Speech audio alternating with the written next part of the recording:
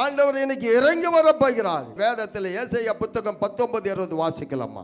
அது எகிப்து தேசத்திலே சேனைகளின் கர்த்தருக்கு அடையாளமும் சாட்சியுமாயிருக்கும். ஒடுக்குகிறவர்கள் நிமித்தம் அவர்கள் கர்த்தரை நோக்கி கூப்பிடுவார்கள். ஒடுக்கிறவர் நிமித்தம் கர்த்தரை நோக்கி கூப்பிடுவார்கள். அப்பொழுது அவர்களுக்கு ஒரு இரட்சகனையும் ஒரு பலவானை அனுப்பி அவர்களை விடுவிப்பார். ஆமென். அல்லேலூயா. நீங்க ஜெபம் பண்ணுங்கம்மா. தயவுசெய்து சொல்றேன், நிறைய குடும்பத்தினுடைய காரியங்களை அறிந்தவன், அதனால தான் என்னால் தாங்க முடியல. ஐயா சொல்லுவாங்க வரும்போதெல்லாம், ஆரோன் மனைவி சொல்லுவாங்க, 2 சபை வச்சுட்டு இருக்கிறாங்க செய்யார்ல. அவங்க அநேக நெருக்கத்தின் மத்தியில் ஊழியம் செய்வாங்க. ஆனால் எனக்காக பரிதாபப்படுவாங்க. உங்கள் சரீரத்தை கெடுத்துக்கிறீங்களே, உங்கள் சரீரத்தை ஒடுக்கிறீங்களே, பரவாயில்ல. என் தேசம் அழிஞ்சு போகுது, என் ஜனங்க பாழாக போகிறாங்க, சின்ன பிள்ளைகளெல்லாம் பாவத்தில் விழுந்து போகிறாங்க. அப்போ எனக்கு தெரிஞ்சு நான் ஜெபிக்கலைன்னா நான் கணக்கு கொடுப்பேனே. என் வஸ்திரத்தில் ரத்தம் இருக்குமே, என் வஸ்திரத்தில் ரத்தம் இருக்கும், அவங்க பாவம் என் வஸ்திரத்தில் இருக்குமே. சபையை கண்டு காரணம் இல்லை. இன்றைக்கி என் சபைக்காக நான் ஜெபிக்கிறேன், சபை மக்களுக்காக ஜெபிக்கிறேன், மிஷினரிங்களுக்காக ஜெபிக்கிறேன், ஊழியக்காரங்கள் பாதுகாப்புக்காக ஜெபிக்கிறேன், என் தேசத்து தலைவர்களுக்காக ஜெபிக்கிறேன். என் ஏரியாவில் இருக்கிற ஒரு வீட்டை தராமல் ராத்திரியில் சுற்றி வர நடு ராத்திரியில் வீடு வீடாக போய் கதவு தட்டுறேன்னா, என் முழங்காலில் சுற்றி வரேன், ஒருத்தர் தவறாமல் எல்லாருக்காக பேர் சொல்லி ஜெபம் பண்ணேன். அது யாரானா இருந்து போட்டோம். அதுக்கு தான் சொன்னேன், மாம்சத்துக்குரியவர்களால் ஒன்றும் செய்யவே முடியாது. இன்னைக்கு ஆண்டவர் வாக்குத்தத்தத்தை போன மாதம் கொடுத்தார். உன் வெக்கத்துக்கு இரட்டிப்பான பலன் சொன்னார், உனக்கு எல்லாத்தையும் கொடுத்துட்டார். இனிமேல் நீ செய்ய வேண்டிய காரியம், இன்னைக்கு ஆண்டவர் சொல்றார், நீ என் தேசத்திற்காக எழும்பணும். என் தேசத்திற்கு அந்த காலம் வேற, இந்த காலம் வேற. அன்னைக்கு சிம்சன் மேல கர்த்தருடைய ஆவி இறங்குவார், போயிடுவார். ஆனால் இன்னைக்கு ஆண்டவராகி இயேசு கிறிஸ்து பரலோகம் போன பிறகு ஆவியானவர் இறங்கி வந்து உனக்குள்ள தங்கி இருக்கிறார், உனக்குள்ள வாசமா இருக்கிறார்.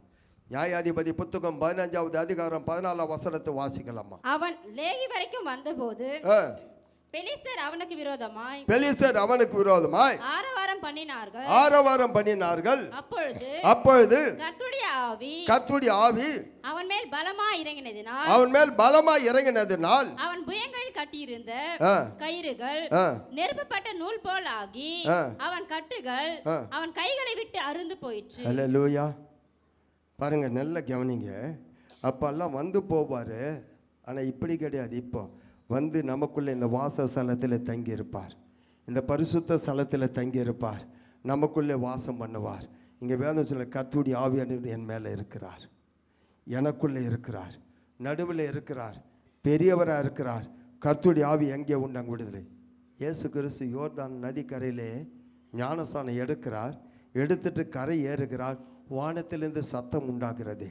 மத்தேயு புத்தகத்தில் 3வது அதிகாரம் 16வது வசனத்தில் சொல்கிறாங்க, புறாவை போல ஆவியானவர் மேலே இறங்கினார், புறாவை போல இறங்கினார். வாசிக்கலாம். இயேசு ஞானஸ்நானம் பெற்று ஜலத்திலிருந்து கரை ஏறின உடனே இதோ வானம் அவருக்கு திறக்கப்பட்டது.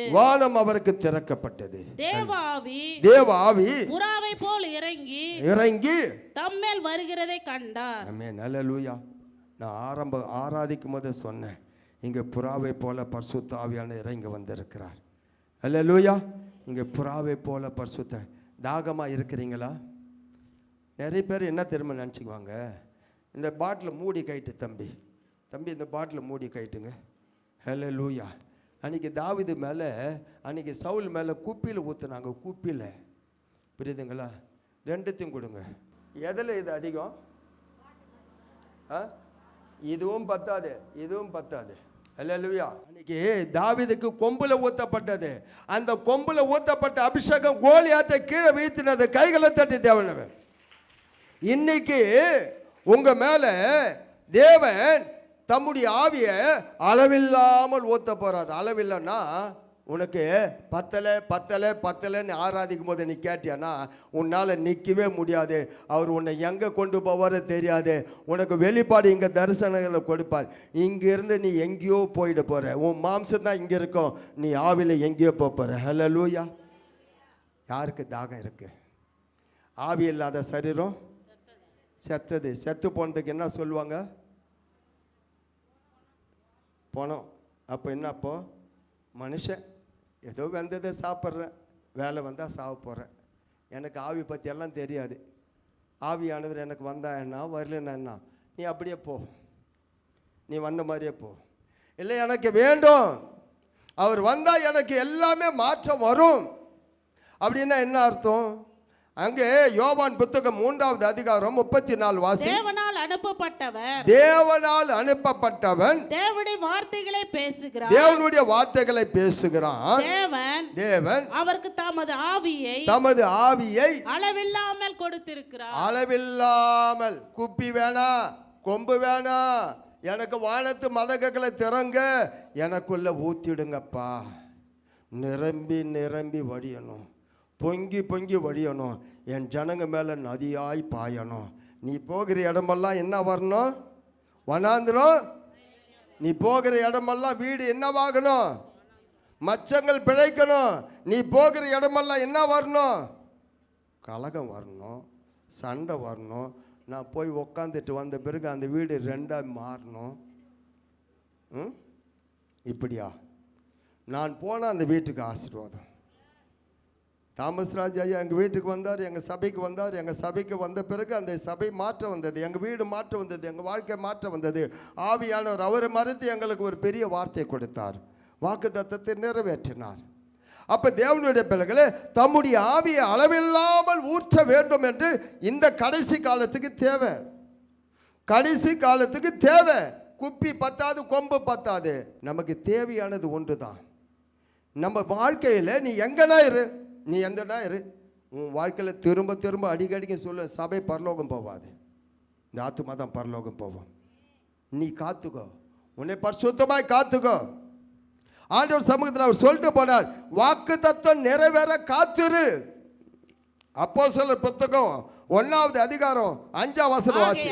ஆகையால் நீங்கள் எருசலேமை விட்டு போகாமல், எருசலேம் விட்டு போகாமல் என்னிடத்தில் கேள்விப்பட்ட பிதாவின் வாக்குத்தத்தம் நிறைவேற, பிதாவின் வாக்குத்தத்தம் நிறைவேற காத்திருங்கள் என்று கட்டளையிட்டார். காத்திருங்கள் என்று கட்டளையிட்டார். ஹல்லேலூயா. ஆண்டவருடைய வாக்கு நிறைவேறணும் என் வாழ்க்கையில். காத்து இருக்கிறேன், இன்னைக்கு என்னை நிரப்பணும். இங்கே லைவில் கேட்குறவங்களுக்கு சொல்கிறேன், இங்கே இருக்கிறவங்க மட்டும் இல்லை, இங்கே இருக்கிறவங்க மட்டும் இல்லை, யாருக்கெல்லாம் தாகம் இருக்கோ அத்தனை பேர் மேலே கர்த்தருடைய ஆவியானவர் இன்னைக்கு இறங்கி வரப்போகிறார். அவர் வந்தால் என்ன நடக்கும்? 1 கொரிந்தியர் 2வது அதிகாரம் 5வது வசனத்தை வாசிக்கலாமா? என் பேச்சும் என் பிரசங்கமும் மனுஷ ஞானத்திற்குரிய நயவசனம் உள்ளதா இராமல் ஆவியினாலும் பலத்தினாலும் உறுதிப்படுத்தப்பட்டதா இருந்தது. என் பேச்சு என்ன பண்ண? நயவசிப்பு கிடையாதுங்க. ஆவியினாலும் பலத்தினாலும் உறுதிப்பட்டது. நிச்சயமா சொல்றேன், இந்த கூட்டம் வாழ்க்கையை மாற்றணும். மேலரை மாற்றினது, அப்போஸ்தலர்களை மாற்றினது, பயந்தவர்களை மாற்றினது, மறுதலித்தவர்களை மாற்றினது. அவங்களை ஆவியானவர் பயங்கரமாக பயன்படுத்தினார். உங்களை இன்னைக்கு மாற்றணும். தாகமாக இருக்கிறவங்களுக்கு உன் குடும்பம் ஆசீர்வதிக்கப்பட போகுது, உன் பிள்ளைகள் ஆசீர்வதிக்கப்பட போகிறாங்க. நீ யாருக்கிட்ட 2 வார்த்தை பேசுனா கூட சரி. வேதத்தில் பார்த்தீங்கன்னா உண்மையாக சொல்கிறேன், இந்த பேதுரு குறித்து நான் யோசிப்பேன். முன்னால் பின்னால் ஆண்டவர் இருக்கும்போது அவன் ஒன்றுமே செய்யலை, அவரோடு நடக்கும்போது ஒன்றுமே செய்யலை. ஆனால் பரிசுத்த ஆவியானவர் மேலறையில் அவன் மேலே இறங்கி வந்த பிறகு, அவனுக்குள்ளே வந்த பிறகு அவன் எங்கே போனாலும் அற்புதம், அடையாளம், பயங்கரமாக கைகளை தட்டி தேவனும் அவன் பேசுகிறான். அப்போஸ்தலர் புத்தகம் 10:44 அவன் பேசுகிறான். பேசும்போது ஆவியானவர் அவன் மேலே எல்லாரும் மேலே ஊற்றப்படுகிறார். வாசிங்க. இந்த வார்த்தைகளை பேதுரு பேசிக் கொண்டிருக்கையில் வசனத்தை கேட்டவர்கள் யாவர் மேலும் பரிசுத்த ஆவியானவர் இறங்கினார். ஆமென். பரிசுத்த ஆவியானவர் இறங்கினார். ஹல்லேலூயா. தயவுசெய்து சொல்றேன், இன்னைக்கு பேதுரு பேசும்போது யாவர் மேலும், இப்போ இந்த கர்த்தருடைய வார்த்தை பேசும்போது உன் மேலே அப்படியே சில்லுன்னு ஒரு ப்ரெசன்ஸ் இறங்கணும். இங்கே உக்காந்துக்கிட்டு, ஐயா அங்கே மாட்டை கட்டாத வந்துட்டேன், ஓட்டை போட்டாத வந்துட்டேன், ஐயா எங்கள் வீட்டுக்காருக்கு சொல்லாத வந்துட்டேன், தேடிட்டு வருவாரா? வந்து திட்டுவாரா? ஆவியான வந்துட்டேன்னா அவர் உன் கூட வந்துடுவார். அடுத்த மாதம் நான் கூட உன் கூட மீட்டிங் வருவான்னு சொல்லுவார் அவர். அல்லேலூயா. நீ போகிற இடத்துக்கு நானும் வரேன்னு சொல்லுவார். அவரால் மாற்ற முடியும். வனாந்திரத்தை வயல்வெளியை மாற்ற முடியும். இப்போ வாழ்க்கையில் வறட்சி வறட்சி வறட்சி, வாழ்க்கை வறட்சி, அந்த உள்ளக்கிற உறுப்புகளெல்லாம் அப்படியே அப்படியே அப்படியே சும்மா எப்படி இந்த வறட்சி எப்படி தெரியுமா இருக்கும்? அப்படியே காஞ்சி போய் வெடிப்புட்டு போயிருக்கும், காஞ்சி போய் வெடி விட்டு போயிருக்கும். அந்த மாதிரி ஒரு சூழ்நிலை நம்ம வாழ்க்கையில். அந்த வறட்சி மாறணும். எப்போ மாறும்? ராத்திரி ஊற்றிச்சு பாரு மழை, ஊற்றோன்னு இந்த பக்கம் ஒரு வெள்ளம், இந்த பக்கம் நாங்கள் வந்து அந்த மம்டி அங்கே இருக்குது பாருங்கள், நானும் என் மனைவியும் அந்த காவா பிடிச்சி அந்த வழி அப்படி இல்லைனாக்கா நீங்கள் இங்கே உட்கார மாட்டீங்க, இது குளமாக மாறி இருக்கும். அல்லேலூயா. அந்த மம்டி எடுத்து காவா பண்ணி அந்த பக்கம் பின்னால் தண்ணி அனுப்பணும். அல்லேலூயா. இப்போ மழை பெஞ்ச பிறகு எல்லா இடமும் எப்படி பசுமையாக இருக்குது. மழை இல்லாத முன்பு இப்போ உன் மேலே மழை பெய்ய போகுது. ஆசீர்வாதமான மழை பெய்ய போகுது. அந்த அபிஷேகமான மழை பெய்ய போகிறது. உன்னுடைய வனாந்திர வயல்வெளியாக மாற போகிறது. நம்புறீங்களா? நம்புறீங்களா?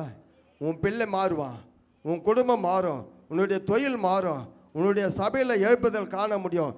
நிச்சயமாக அவர் வந்துட்டார்னா, அவர் உள்ளே வந்துட்டார்னா, வர்றதுக்கு நீ இடம் கொடுத்துட்டியான்னா உங்களை யாருமே ஒன்றும் பண்ண முடியாது. உங்ககிட்ட யாருமே நெருங்கவே முடியாது. உங்களை அபிஷேகம் பண்ண போகிற நோக்கம் என்ன தெரியுமா? அவங்க எம்பி ஆனது, பிரதம மந்திரி ஆனது, மினிஸ்டர்கள் ஆனது, முதலமைச்சர் ஆனதனுடைய நோக்கம் என்ன தெரியுமா? என் தேசத்து ஜனங்களுக்கு நன்மைக்காக. அவங்க ஏதோ செஞ்சுட்டு போகிறாங்க, அது உலகத்துக்குரிய காரியம். ஆனால் நம்ம பரலோக ராஜ்யத்தினுடைய வேலைக்காக, பரலோகத்தினுடைய வேலை செய்வதற்காக என்னை உன்னை அபிஷேகம் பண்ண போகிறார்.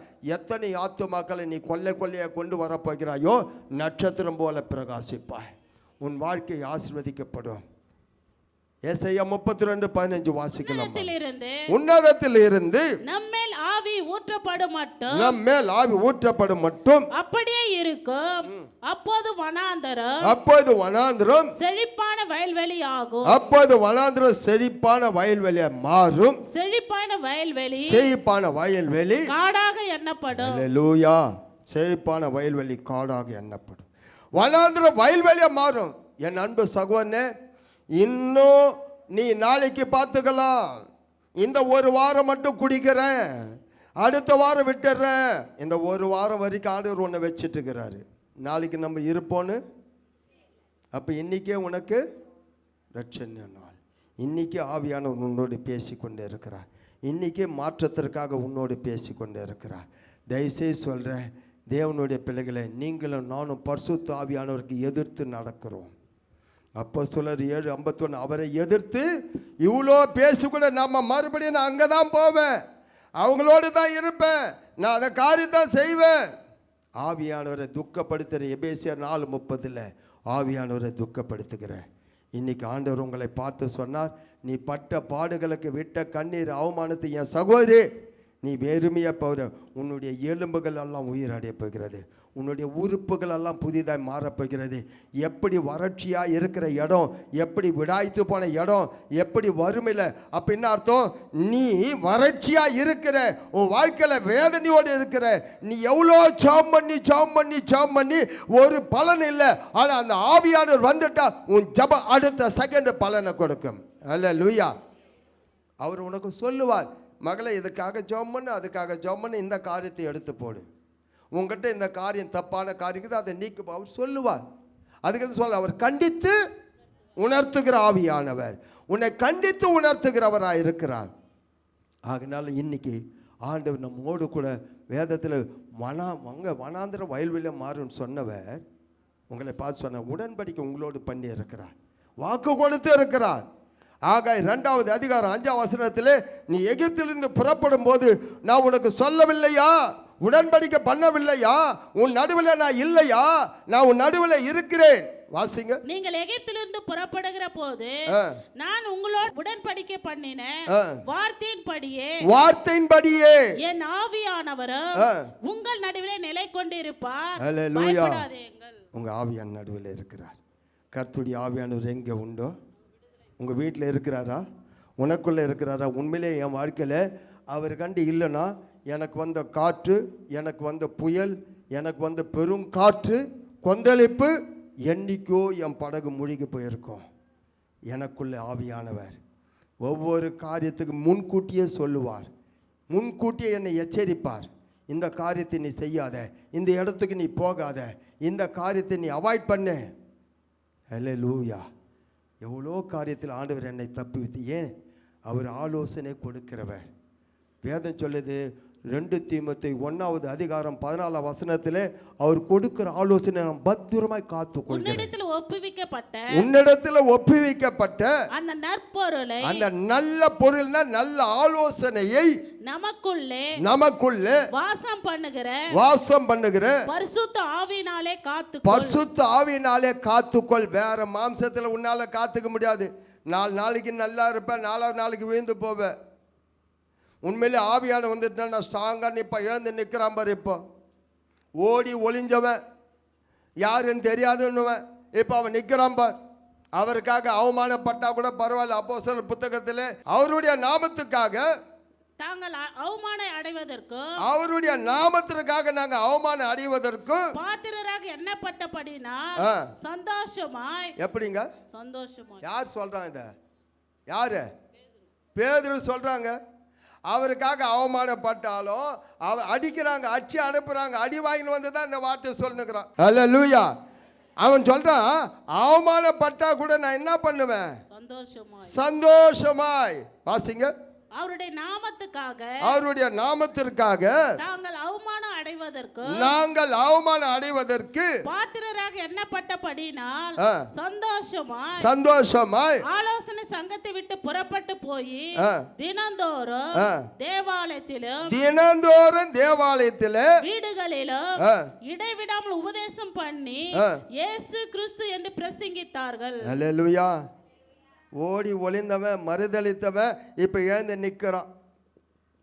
அப்போ உன் வாழ்க்கையில் நீ நிற்கணும்னா, விழுந்து போகாமல் இருக்கணும்னா, நீ ஸ்ட்ராங்காக அஸ்திபாரம் இருக்கணும்னா, ஆவியானவர் உனக்குள்ளே இருக்கணும், உன் வீட்டில் இருக்கணும், உன் மேலே இருக்கணும். அவர் இருக்கிறதுனால தான் எல்லாத்தையும் தாங்க முடியும். நீ ஒன்றும் தாங்க போதில்லை, அவர் எல்லாத்தையும் தாங்கிக்குவார். ஹல்லேலூயா. நீ நல்லா இருப்ப, வாழ்க்கை மாறும். எனக்கு வேணும், குப்பி வேண்டாம், கொம்பு வேண்டாம். ஆண்டவரே, குப்பி வேற கொம்பு வேற. எனக்கு இப்போ வானத்தை திறக்கணும், மதகுகளை திறக்கணும், என்னை நீங்கள் நிரப்பணும். என்னை கொண்டு இந்த பூமியில் எனக்கு கருவு உருவாகிறது முன்னே அந்த மரியாள் உருவாகிறது முன்னே ஏசையா தீர்க்கதரிசி சொன்னது. இந்த நாளில் லூக்காவில் அவர் பிறந்து வளர்ந்து ஒரு சபையில் அந்த சுருளை வாங்கி படிச்சுட்டு இன்றைய தினம் இந்த வேத வார்த்தை நிறைவேறிவிட்டுன்னு அந்த சுருளை ஏசையா புத்தகத்தை கொடுக்கிறார். இன்னைக்கு யோவேல் தீர்க்கதரிசி சொன்னார், கடைசி காலத்தில் மாம்சமான யார் மேலே நாவி ஊற்றுவேன்னு சொல்லி இருக்கிறார். உங்கள் மேலே ஊற்ற போகிறார். இன்னைக்கு நீங்கள் வந்து கடைசி காலத்தில் நீ ஜெயிக்கணும்னா, இந்த பொல்லாங்கான ஜெயிக்கணும்னா, இந்த பிசாசை நீ மேற்கொள்ளணும்னா, உன்னுடைய மாம்சத்திலே சுயத்திலே உன்னால் ஜெயிக்க முடியாது. நீ தோத்துடுவ, புறமிருகிட்டு ஓடிடுவ. ஆமாம், உன்னால் வெக்கப்பட்டு முக்காடு போடுவேன். ஆனால் ஆவியானவர் உனக்குள்ளே வந்துட்டா எதிர்த்து நிற்பாய், எதிர்த்து நிற்ப, துணிந்து நிற்ப. வாடா, உனக்கு தைரியம் தான் என்கிட்ட வாடான்னு கூப்பிடுவேன். நீங்கள் தான் கரப்பம்பூச்சி பார்த்தா ஓடி ஒளியிற ஆளாச்சு. தைரியம் வேணும். நீதிமான் சிங்கத்தை போல தைரியமாக இருப்பான். இப்போ நீ கேளு, அந்த எலிசா கேட்டான், உங்கள் மேலே இருக்கிற ஆவியின் வரங்கள் எனக்கு ரெட்டிப்பாய் வேணும், கேளு. ஏசப்பா, நான் அப்படி தான் வாங்கினேன், நான் அப்படி தான் கேட்டேன். எனக்கு எலியா சால்வையெல்லாம் தேவையில்லை. இந்த கடைசி காலத்தில் இதெல்லாம் அப்பயே தெரிஞ்சுக்கிட்டேன். நான் 23 வருஷத்துக்கு முன்னால் இப்படியாப்பட்ட காலம், பொல்லாத காலம் வரும்னா அப்பயே நான் கேட்டு ஆண்டவர்கிட்ட, எனக்கு எலியா சால்வை வேணாம், உங்கள் மேலே இருக்கிற சால்வை எனக்கு வேணும். அப்படின்னா என்ன அர்த்தம்? அவர் மேலே இருக்கிற அபிஷேகம் எனக்கு வேண்டும். அப்போ தான் இன்றைக்கி வரப்போகிற ஜனங்களை கொள்ளை ஆண்டவருக்கு சேர்க்க முடியும். வாசிங்க ராஜா 2:9 படிமா. அக்கறைப்பட்ட பின்பு அவர்கள் அக்கறைப்பட்ட பின்பு எலியா எலிசாவை நோக்கி நான் உன்னை விட்டு எடுத்துக்கொள்ளப்படும் முன்னே நான் உனக்கு என்ன செய்ய வேண்டியது என்ன கேள் என்றான். உனக்கு என்ன செய்ய வேண்டும் என்று கேள் என்றான். அதற்கு எலிசா உம்மிடத்தில் உள்ள ஆவின் வரம், உங்களிடத்தில் உள்ள ஆவின் வரம் எனக்கு இரட்டிப்பாய் கிடைக்கும்படி வேண்டுகிறேன் என்றான். ஹல்லேலூயா. உங்க கிட்டக்கிற ஆவின் வரம் எனக்கு எப்படி வேணும்? இரட்டிப்பாய். ஏன், எதுக்கு அதை கேட்டான்? யாராவது உங்ககிட்ட வந்து உனக்கு என்ன வேணும்னு கேட்டால் எனக்கு வீடு வேணும், எனக்கு வேலை வேணும், என் பிள்ளைக்கு இப்படியெல்லாம் இல்லை. ஏசாமி உங்கள்கிட்ட வந்து கேட்டால் என்ன கேட்பேன்? என்ன கேட்பேன்? நீங்கள் ஒரு லிஸ்ட்டே போட்டு கொடுப்பேன். அங்கே ஸ்கிட்டு போட்டேன்ல, ஸ்கிட்டு போட்டு லிஸ்ட்டு போட்டேன் பாரு. காரு வேணும், எனக்கு வீடு வேணும், எனக்கு ஸ்விம்மிங் பூல் வேணும்னு ஒரு லிஸ்ட்டு போட்டு வந்தேன். ஸ்கிட்டு உலகமாக இயேசுவான்னு ஒரு ஸ்கிட்டு போட்டோம் போன மாதம் சிறுநமல்ல. அப்போது அவன் கேட்குறதெல்லாம் ஆண்டவர் கொடுத்தாலும் அது அவனை பரலோகம் கொண்டு போய், எனக்கு ஆண்டவரை நீங்கள் தான் வேணும், எனக்கு உங்களுக்குள்ளே இருக்கிற அபிஷேகம் எனக்குள்ளே வேண்டும். இப்போ உங்களுக்கு ஆண்டவர் கொடுக்க போகிறார். தாகத்தோடு இருந்தியானா உண்மையிலே சொல்கிறேன், வீடு வாசல் சொத்து சுகம் உனக்கு என்ன தேவை என்பது அவருக்கு தெரியும். உனக்கு என்ன தேவை என்பது தேவனுக்கு தெரியும். தெளிவாக சொல்கிறேன், திட்டமாக சொல்கிறேன். இன்றைக்கி ஆண்டவர் பிள்ளைகளை இந்த கூடாரத்தில் இருக்கிறவங்களுக்கு மட்டும் இல்லை, இந்த லைவில் கேட்குறவங்க, ஐயா எங்களுக்கு கிடைக்குமா? உங்களுக்கும் கிடைக்கும். உங்களுக்கு சொல்கிறேன், என்னாகமம் புத்தகத்தில் 11வது அதிகாரத்தில் அங்கே வாசிங்க, 24 வசனத்தை வாசிங்க.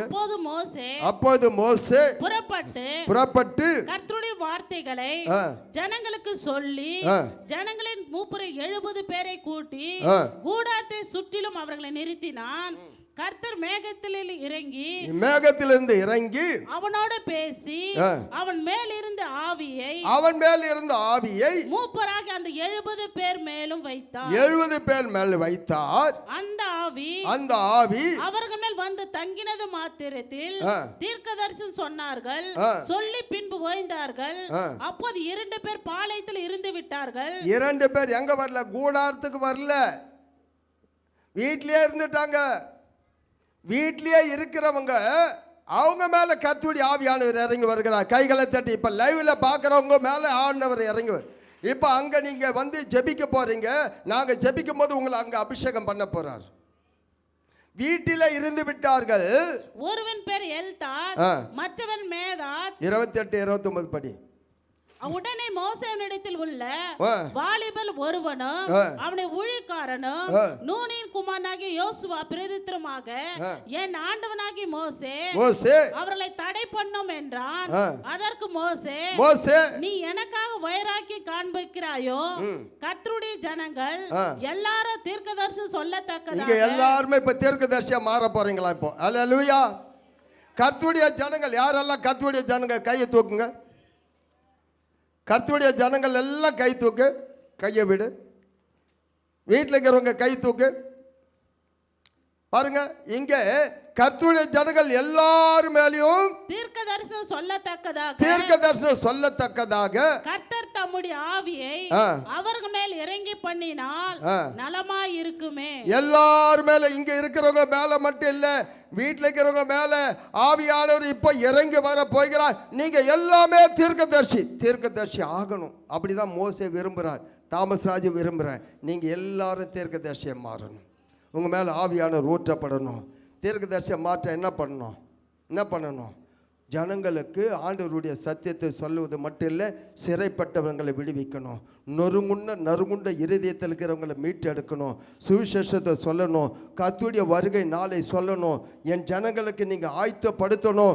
ஆவியானவர் அதுக்காக தான் என்னை அபிஷேகம் பண்ணி இருக்கிறார். இன்னைக்கு உன்னை அபிஷேகம் பண்ண போகிறார். இன்னைக்கு இந்த அபிஷேகம் எத்தனை கோடி கொடுத்தாலும் கிடைக்காது. இந்த வாய்ப்பை விட்டுடாத. நாளில் இந்த வாய்ப்பை இழந்துடாத. ஏன்னு கேட்டேன்னா, இன்றைக்கி உங்கள் வாழ்க்கையில் இது ஒரு நல்ல வாய்ப்பு, உங்களுக்கு நல்ல தருணம். உங்களுக்கு நிச்சயமாக சொல்கிறேன், எங்களை அபிஷேகம் பண்ணினவர் நாங்கள் 5 பேர். நைட்டு 10 மணிக்கு ஸ்டார்ட் பண்ணார். 10 மணிக்கு ஸ்டார்ட் பண்ண உடனே வெடிகாலம் 3 மணிக்கு தான் எங்களை விட்டார். எத்தனை மணிக்கு விட்டார்? வெடிகாலம் கணக்கு போட்டு எவ்வளோ மணி நேரம்? 5 மணி நேரம். இப்போ உங்களை எத்தனை மணிக்கு விட போகிறார் தெரியாது. அல்லேலூயா. எங்களை 10 மணிக்கு ஆரம்பித்தார் நைட்டு. வெடிகாலம் 3 மணி வரைக்கும் எங்களை நிரப்பினார், பேசினார், ஊழியத்தை குறித்து பேசினார். ஊழியத்தின் வார்த்தைகளை ஊழியத்தினுடைய இந்த பெயரை கொடுத்தார். அநேக இடத்துல எங்களை பார்த்தீங்கன்னா எங்களை நிறைய பேர் சொல்லுவாங்க. ஆனால் நாங்கள் சில விஷயங்களை சொல்லலை. இன்றைக்கி 23 வருஷமாக நான் ரொம்ப பத்திரமா வச்சுன்னுக்கிறேன் அந்த ரகசியத்தை. அதுக்கு தான் இவ்வளோ தைரியமாக பேசுகிறேன். அவர் பேசின சத்தத்தை கேட்டவங்க நாங்கள். அவர் சொன்னதற்காக 23 வருஷம் காத்துட்ருக்குறோம். நீங்கள் எப்படின்னா நினச்சிட்டு இருப்பாங்க, சிம்சோன் அவனுடைய ரகசியத்தை சொன்னதுனால என்ன ஆச்சு? பலன் போச்சு. அவனுடைய பலன் போய் அவன் கண்ணு குருடா போச்சு. நாங்கள் அந்த ரகசியத்தை இன்னும் வைத்து கொண்டு இருக்கிறோம். இன்னைக்கு உங்களோடு ஆண்டவர் ரகசியத்தை சொல்லுவார், உங்களுக்கு மறைப்பொருளை வெளிப்படுத்துவார். உங்களை எங்கே கொண்டு போவாரோ தெரியாது, எந்த காட்சிகளை காட்டுவாரோ தெரியாது. எந்த காட்சியை உனக்கு காட்டி உன்னை குறித்து உனக்கு வெளிப்பாடு கொடுப்பார். உன்னை குறித்து ஆண்டவர் உன்னை குறித்து இவ்வளோ நாள் நான் ஒன்று இல்லைன்னு சொன்னேன், உன்னை எந்த சாணத்தில் நான் வைத்திருக்கிறேன் என்பதை குறித்து ஆண்டவர் காட்டுவார். அப்படியே நம்ம இன்னைக்கு எவ்வளோ பேர் எவ்வளோ நேரத்தில் ஆவியானவர் உங்களை நடத்துகிறாரோ, நீ தாகமாக இருப்பாயானால் இந்த இடத்துல உன்னால் நிற்க முடியாது. கீழே விழுந்தாலும் சரி, ஆண்டவரே எங்களை இந்த நாளில் நான் தாகத்தோடு, எனக்கு குப்பி பத்தாது, கொம்பு பத்தாது, வானத்து மதங்களை திறந்து என்னை நிரப்பும். மாம்சத்துக்குரியவங்க மறுபடியும் சொல்கிறேன், இன்றைக்கி ஒரு தீர்மானம் எடுத்துக்கோ. இனி வர போகிற காலம் பொல்லாத காலம். மாம்சத்தில் உன்னால் எதையும் ஜெயிக்க முடியாது, மாம்சத்தில் உன்னால் எதையும் மேற்கொள்ள முடியாது, மாம்சத்தில் உன்னால் ஒரு பிரயோஜனம் கிடையாது. உன்னுடைய வாழ்க்கையில் சாதாரண மனுஷனாய் வாழ்ந்துட்டு போகலாம், ஆனால் ஆவியானவர் உனக்குள்ளே வந்துட்டால் நீ தேவ மனுஷனாய் மாறுகிறாய். தேவ ஆவியானவர் உனக்குள்ளிருந்து உன்னை கொண்டு பெரிய காரியங்களை செய்வார். அல்லேலூயா. தாகமா இருக்கியா? வாஞ்சியா இருக்கிறியா? உண்மையிலே உனக்கு வேண்டுமா? யாரா இருந்தா என்ன? ஆண்டவர் இங்கே அந்த உலர்ந்த எலும்புகளை இறங்கி வந்து அதை போல் ஆவியானவர் ஊற்றப்பட போகிறார். வனாந்திரத்தை வயல்வெளியை மாற்றப்பட போகிறாய். உனக்கு இன்னைக்கு நாள், இந்த நாள் 13வது நாள் 7வது மாதம் கர்த்தருடைய ஆவியானவர் என் மேலே இருக்கிறான். எல்லாரும் உங்கள் தலை மேலே கையை வச்சுக்கிட்டு சொல்லுங்க, நிச்சயமாக கர்த்தருடைய ஆவியானவர் மேலே இருக்கிறார், எனக்குள்ளே இருக்கிறார், எங்கள் வீட்டில் இருக்கிறார், எங்கள் நடுவில் இருக்கிறார், பெரியவராக இருக்கிறார், பெரியவராக இருக்கிறார். இஸ்ரவேல் பரிசுத்தர் பெரியவராக இருக்கிறார். பெரிய மலைகள் எல்லாம் மெருக போல இருக்கும். சேலஞ்சு பண்ணி சொல்கிறேன், தைரியமாக சொல்கிறேன், நிச்சயமாக சொல்கிறேன், நீ அற்பமானவள் அல்ல, நீ வேடிக்கையானவள் அல்ல, நீ வெறுக்கப்பட்டவள் அல்ல, ஒதுக்கப்பட்டவன் அல்ல. உலகம் பார்க்குற பார்வை ஆண்டவர் உன்னை பார்க்கல.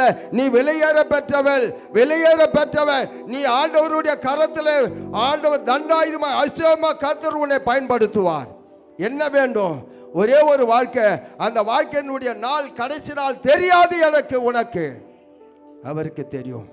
அவருக்காக வாழ்வேன், அவருக்காக எழுப்புதலுக்காக ஆண்டவரை என்னை அர்ப்பணிக்க போகிறேன், என்னை ஒப்பு கொடுக்க போகிறேன், என்னை ஆண்டவரை அர்ப்பணிக்கிறேன். அப்படியே நம்ம எழுந்து நிற்க போகிறோம். கர்த்தருடைய ஆவியானவர் நம் மேலே, நம் நடுவில் இங்கே உலாவி கொண்டு இருக்கிறார். இந்த பாடல் வேலையில் யாரும் வேடிக்கை பார்க்க வேண்டாம், யாரும் அசதியாக இருக்க வேண்டாம். அளவில்லாத ஆவியானவர் ஊற்றப்பட வேண்டும். தாகமாக இருக்கிறவங்க மேலே ஆவியானவர் இறங்கி வர வேண்டும். ஓ, அந்த ஆவியானவர் இறங்கி வந்தா உன் கட்டுகள் தானே அறுக்கும். ஆண்டவர் இந்த நாளில் இறங்கி உன் மேலே வந்தா எல்லா வியாதிகள் மாறும், எல்லா சாபங்களும் மாறும், பிசாசுகிரிகள் அழியும், எல்லா பொல்லாத சத்துருடைய தூரத்தன எல்லாமே மாறும், எல்லாமே மாறும்.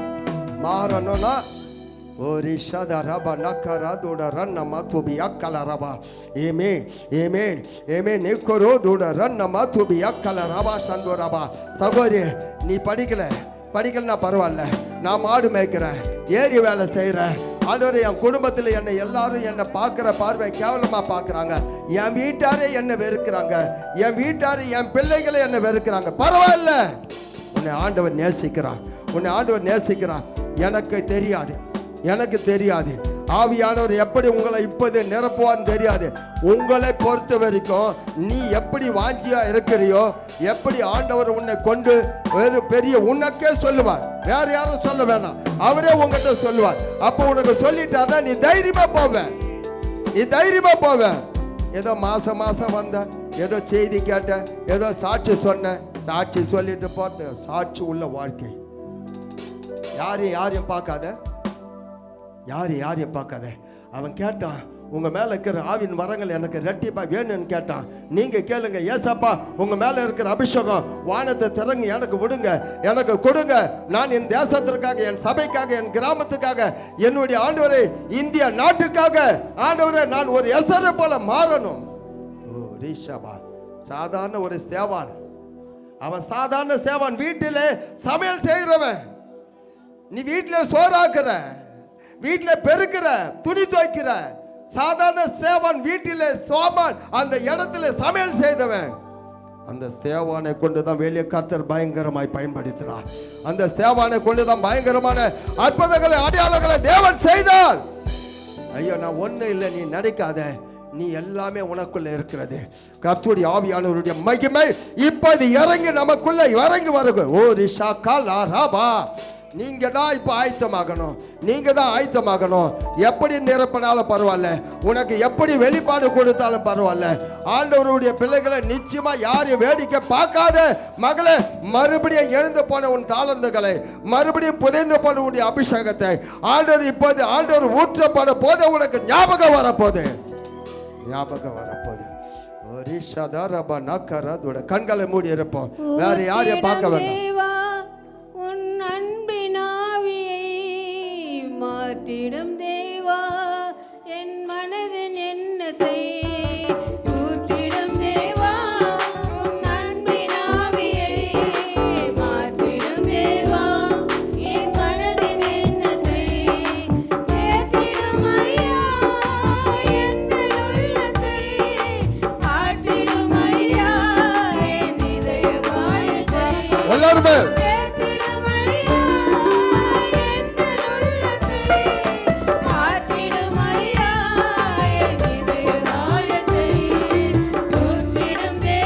கைகளை தட்டி உற்சாகமாய் மாற்றிடு என்ன. ஆமென்.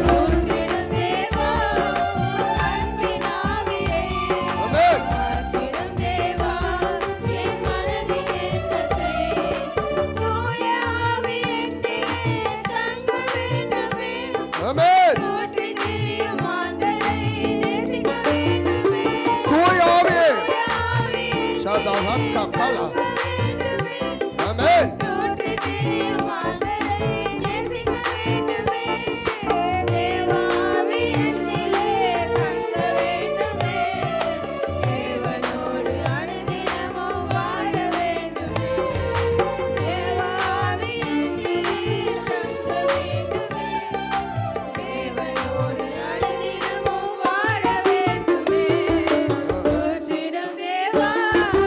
ஊற்றுங்கப்பா உங்க அன்பின் ஆவியை. ஆமென். ஆமென்.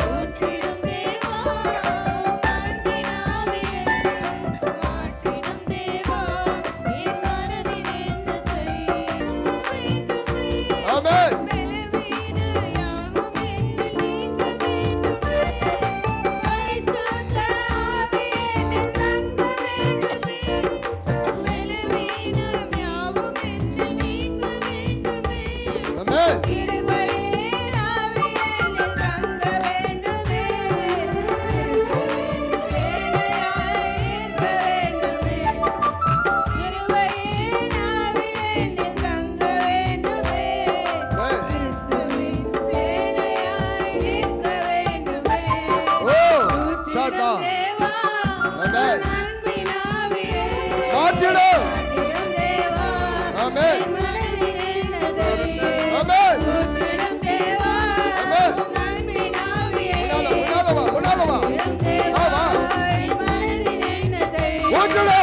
யாரும் வேடிக்கை பார்க்காத, உங்களை குறித்து உங்களுக்கே சொல்லுகிறார், உங்களை குறித்து உங்களுக்கு வெளிப்படுத்துகிறார்.